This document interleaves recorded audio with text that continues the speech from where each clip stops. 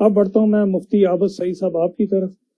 جس طرح اللہ پاک کو ارشاد فرماتے ہیں کہ روزہ میرے لیے میں خود اس کا اجر دوں گا، آیا جس طرح ہم لوگ کچھ لوگ روزہ رکھ کر سو جاتے ہیں اور رات کو اٹھتے ہیں اور کرکٹ وغیرہ کھیلنا شروع کر دیتے ہیں، کیا اس طرح ہم روزے کے جو مقصد ہے اس کو پورا کر سکتے ہیں یا نہیں کر رہے ہیں؟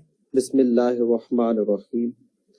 دیکھیے چودھری صاحب، اللہ تبارک و تعالیٰ نے سال میں ہم پر ایک بڑا ہی محبت والا اور بڑا ہی عظمت والا مہینہ عطا کیا ہے، اور اس میں اللہ تبارک و تعالیٰ نے ہم پر روزے فرض کیے ہیں، اور اللہ نے فرمایا یہ گنتی کے دن ہیں، اور آپ کو پتہ ہے کہ کیسے جلدی جلدی یہ روزے گزر جاتے ہیں. بالکل.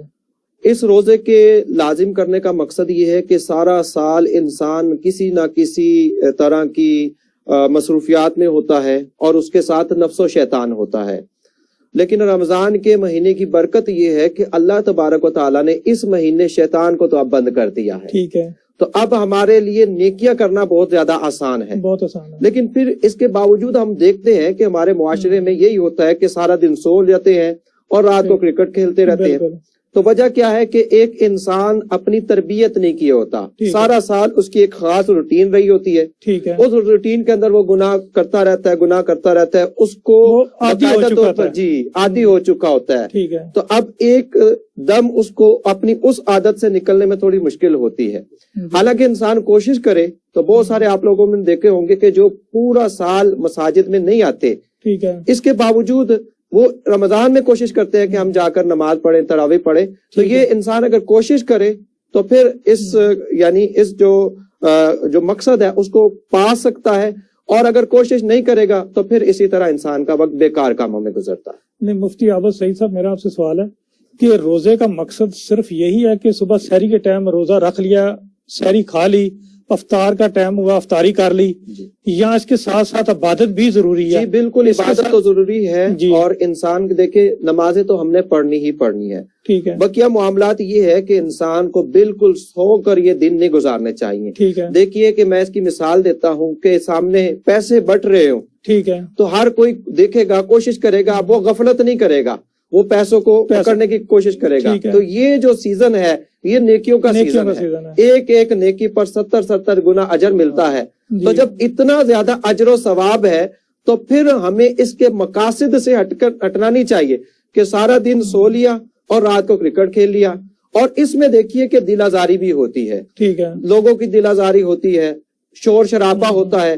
تو اس میں جو پڑوسیوں کے حقوق ہوتے ہیں، عام لوگوں کے حقوق ہوتے ہیں، مختلف ہوتے ہیں. لہٰذا یہ مقصد روزہ نہیں ہے. مقصد روزہ یہی ہے کہ ہم اپنی اصلاح کریں، ہم اپنے اندر تقوی پیدا کریں، ہم اللہ تبارک و تعالیٰ کی طرف قریب آئیں، ہم اللہ تبارک و تعالیٰ کی رضا کے لیے قرآن پڑھیں، نبی پاک پر درود پڑھیں.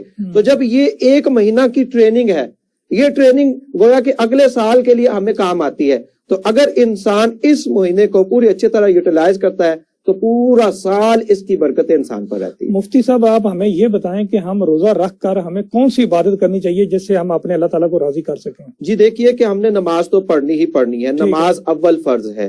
اس کے بعد جو اس مہینے میں خاص طور پر ہمارے ہاں بلکہ پوری مسلم معاشرے میں اہتمام کیا جاتا ہے قرآن پاک کا، کہ قرآن کا ایک ایک لفظ پڑھنے سے 10 نیکیاں ملتی ہیں. ٹھیک ہے. تو اس لیے اس مہینے میں ہمیں خاص طور پر اہتمام کرنا چاہیے قرآن پاک کی تلاوت کا. ٹھیک ہے. اور اگر ممکن ہو تو ہمیں کوشش یہ کرنی چاہیے صرف عربی ٹیکسٹ نہ پڑھے، اس کے ساتھ ترجمہ بھی پڑھنے کی کوشش کی جائے، اور اگر اللہ تبارک و تعالیٰ توفیق دے تو کوئی اچھی تفسیر بھی پڑھی جائے. تو جب کلام الہی پڑھیں گے اور ساتھ ترجمہ بھی پڑھیں گے اور پھر اس کی تفسیر بھی پڑھیں گے تو پھر اللہ کا کلام دلوں میں تاثیر ضرور پیدا کرتا ہے.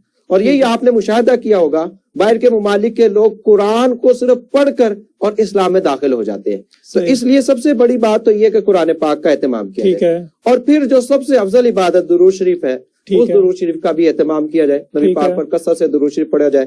اسی طرح اگر ممکن ہو تو استغفار کیا جائے. ٹھیک ہے. اور اسی طرح اگر یہ بھی ممکن ہو تو پھر زندگی میں اپنی جو پہلے نمازیں قضا ہو چکی ہیں تو ان کی ادائیگی کی بھی کوشش کرے، اپنے ماں باپ کے ساتھ حسن سلوک کرے، پڑوسیوں کا خیال کرے. اور اگر ممکن ہو گھر میں کچھ بنتا ہے سحری افطاری میں تو اگر قریب میں کوئی پڑوسی ہے تو جو چیز آپ اپنے ہاں پک رہی ہے اس میں سے تھوڑی چیز اللہ کی رضا کے لیے جب اس کے ہاتھ بھیجیں گے تو اللہ تبارک و تعالی آپ سے راضی ہوں گے. اور یہ والا جو پورا اس روٹین کے ساتھ انسان جب دین گزارے گا تو پھر یہ انسان کے دل کے اندر ایک نورانیت پیدا کرے گی, اور پھر وہ روزے کا جو صحیح مقصد ہے کہ تقوی پیدا کیا جائے, تو انسان کو وہ تقوی والی صفت ان اعمال کی روشنی میں حاصل ہوگی. ناظرین, یہاں پہ